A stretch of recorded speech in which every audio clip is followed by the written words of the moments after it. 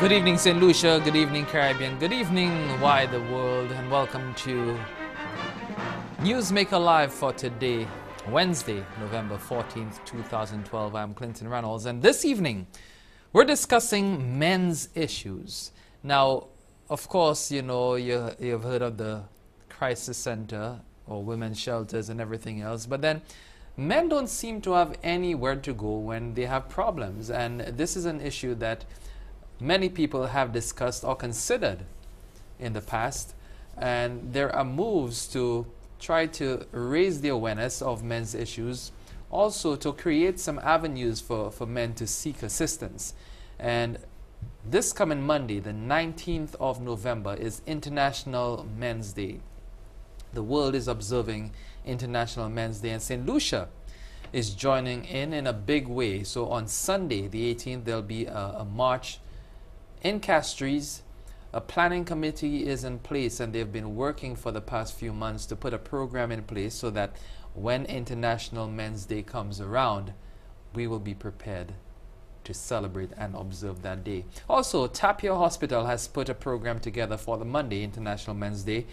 Men and boys, you come in, you get free screenings. I hope I have that correct. So if I don't have it correct, then when you get there, you might be surprised. But I think I do have it correct. There's a major program on at Tapia Hospital from 9 to 3. But to discuss everything related to International Men's Day, I have here with me on set Elliot. He is the chairman of the International Men's Day Planning Committee on St. Lucia. And we also have Rohn, the research officer at Gender Relations. That's in the Ministry of Health and Gender Relations with the government of St. Lucia. So welcome, gentlemen. Thank you. Thank you. They sent the men to face the firing line. But it's a good thing.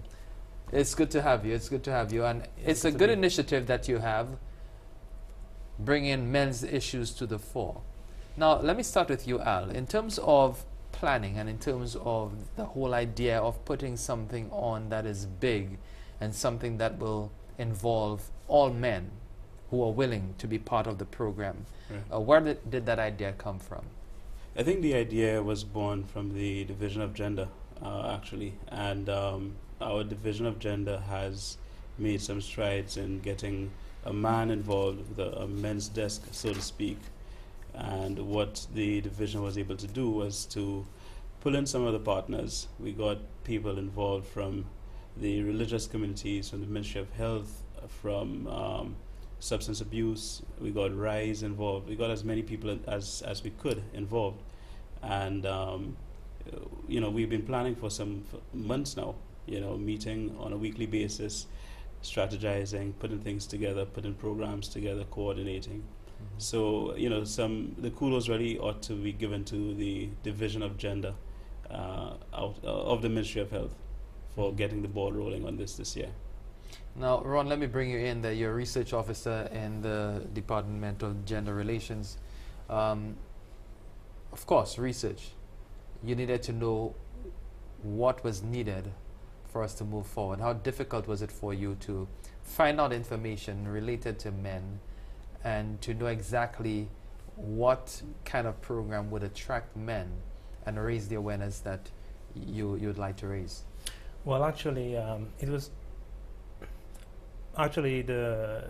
quite kind of easy for us to be able to pinpoint the issues of man. Division of Gender Relations works very closely with other sectors, you know, like, for example, vulnerable unit at the Central Royal Police Force. Also, we work well with human services, you know, other agencies who are readily available to give us information. And from this information, we will be able to pull out, you know, the issues that affect men. For example, we notice that one of the major issues, especially with men, is the men's health. And as you can see, this International Day, the theme for International Day this year is helping men and boys live longer, healthier, happier lives. Yeah, men's health is always a big issue, but then men don't seem to take their health seriously, or they're afraid to visit doctors. You know, but we'll talk about that a little more in detail, because that's one of the major components of the program that we have for International Men's Day. But let's talk about the program itself and your planning.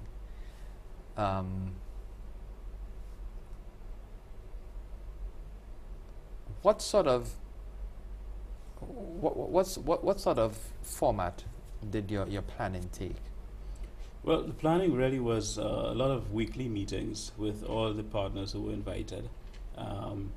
These meetings would have were supposed to go on for an hour and a half. Yeah. I would end up going on for about 3 hours, you know, on the given day that week. But I think the planning, a lot of effort went in. There was a lot of hard work put in by a lot of people, men and women, actually. You know, you can't have the one without the other. And so we had the women supporting, assisting, strategizing together with us. You know, at the end of the day, I think we have a week of activities that, you know, once it goes off well, we can be proud of at the end of the day. It's also an important step for us in St. Lucia to actually recognize International Men's Day. International Men's Day was inaugurated since 1999, and most of the islands don't recognize or observe that day as it should be recognized. Interestingly enough, it was inaugurated by a West Indian, a Trinidadian professor at our very own University of the West Indies at St. Augustine. And it's something that we ought to be more aware of in our region, and it's something we ought to be proud of, actually. And 1999 to 2012, and we are still gaining momentum in the observance of International Men's Day. But we've come a long way, and we have a longer way to go. I think we're getting there. But why is that, though? I mean, it started in the Caribbean with a Caribbean person, but yet we seem to be last to get on board with it, you know, when we in the Caribbean have so many issues that we face as far as men is concerned. We have, you know, the crime. We have, you know, if you look at Bordelais right now, you have over 500 inmates, and probably of those 500 inmates, you have literally a handful of women. So everybody else there would be men. You know, you have issues with neglect when you talk about children. Most single parent families are raised by women. You know, you don't see men in the picture, and not all of them are at Bordelais, because it's just 500 and something, and you have more children than that who are craving the attention and also, you know, just that connection with their fathers. So why do you think that this is so in our society right now? Well, there are a number of reasons that this is this way. As you could see that in the past, so let's say a couple of years ago, well, a couple of decades ago, you've seen the rise of women. You know, you've seen the rise of women with different groups, different advocacy groups, and so on. And you see that women have become paramount. But yet, you've seen that although men in the past society have been said that it's a man's world, but you've seen that men themselves, they have gone down the prominence. You know, you see a high level of absentee fathers in St. Lucia. You see a lot of violence among men, especially young men. Also, you see a lot of poverty in older men. You know, and all those areas are linked with education and family, and it is just a very grim situation. And it is our intention at the Division of Gender Relations and the International Men's Committee to try and empower men and trying to move our men out of this situation. But this can be done, obviously, in 1 week. Is there a plan for a sustainable program that would empower men, that would uplift men, that would enable them to cope, especially in those trying times? And I mean, when you look at the economy, when you look at VAT, for example, and its effect on the society, that, you know, already people were in a position where they could not provide for their families, Right. and you're adding 15% to that. I mean, I'm just putting it simplistically. It's not. It's not. It's more complex than that. Okay. So it puts a little more strain. So, as part of your planning, have you envisioned a sustained program that will be able to assist men after this week is over? I am part of a regional body called Carryman. Carryman is a regional group, a network group that deals with, its focuses on masculinities. It actually stands for Caribbean Male Action Network. That is primarily how I got involved in the work of gender and masculinities in St. Lucia. And Carryman's objective is to spread its tentacles into the jurisdictions, the various countries in our region. There's a lot of work to be done in awareness, as Rohn mentioned, but Carryman has been trying to get that word out through literature, through advocacy, through other organizations, partnering with other organizations. The hope is that as we continue to build some awareness and build some momentum with International Men's Day, that at the end of the day, a Carryman chapter in St. Lucia can get off the ground and get working. Carryman has been in existence for about 3 to 4 years now, you could say, in the region. And very few islands. Dominica is a noteworthy island that has actually formalized their Carryman structure. And whereas we operate regionally, we really want to get on the ground into the various jurisdictions. So the hope is that, we can, for one, pick out certain individuals, men and women, who are interested in the work, and also to create that sustainability that you talk of, so that it wouldn't just be an International Men's Day thing. It would be an event where other issues, International Men's Day speaks this year, the theme is towards health, but there's so many other issues, as you mentioned, crime, violence, fatherhood, ability to provide for, and these are the issues that Carryman wants to tackle. So, hopefully after the awareness would come the work on the ground, but there's a lot of work to be done. Now, we looked at the observance last year. There was a march planned. The numbers were quite abysmal, to put it plain or frankly. Right. The expectation was for many of our males to come out and march with their sons, Right. march with their nephews, march with their fathers, their grandfathers, but other male figures in their lives. But that did not work out, and we're attempting to duplicate this march this time around. Do you have any way of changing the outcome from last year to ensure that more men come out and march?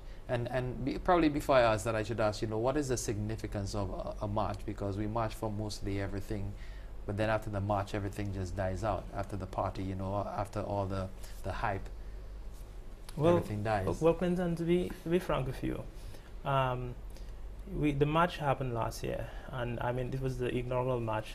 Not really Lucian Men's March, not really a Lucian Men's March, but it was a 10,000 men march. The initiative started last year, and it's something that it started last year, and the initiative must continue. Although the last year it was not a great showing, but I don't mean that we must give up. We must try and continue, because the issues are there, and these issues need to be addressed. So we must keep on fighting until we can at least make some good headways in the development of men and masculinity in St. Lucia. We've also rebranded it so that, remember last year was called the 10,000 Men March, or 100,000, or how many thousand? Probably 10,000. Yeah, it was 10,000. So this year we've rebranded and we're calling it the Lucian Men March. And the idea is to really get St. Lucian men involved. If you can identify that you are a Lucian and that you are a man, then you should be marching. Yeah. So you're discriminating against other nationalities who might be on the island. If you're in St. Lucia, what if you're in St. Lucia? You can only attend the march. But we have to start somewhere, and last year was disappointing in terms of numbers, and it has to be progressive. So things only get better, ought to only get better, ought not to get worse. And we're hoping that the Lucian Men March pulls large numbers come Sunday. I want to ask you as well, to answer the first part of my question, the purpose of a march. You know, what real significance do you get from a march? I know in the old days when you had these protests and you have these advocacy groups, you have the civil rights, you have women's rights, you have slavery, and all these things. You know, you marched. When you have labor unions having issues with employer, or labor having issues with employment, then you march. But then, you know, we see a shift in the paradigm in our world. So I want to ask about that when we return from our first break. You're watching Newsmaker Live on DBS. I'm speaking with Elliot.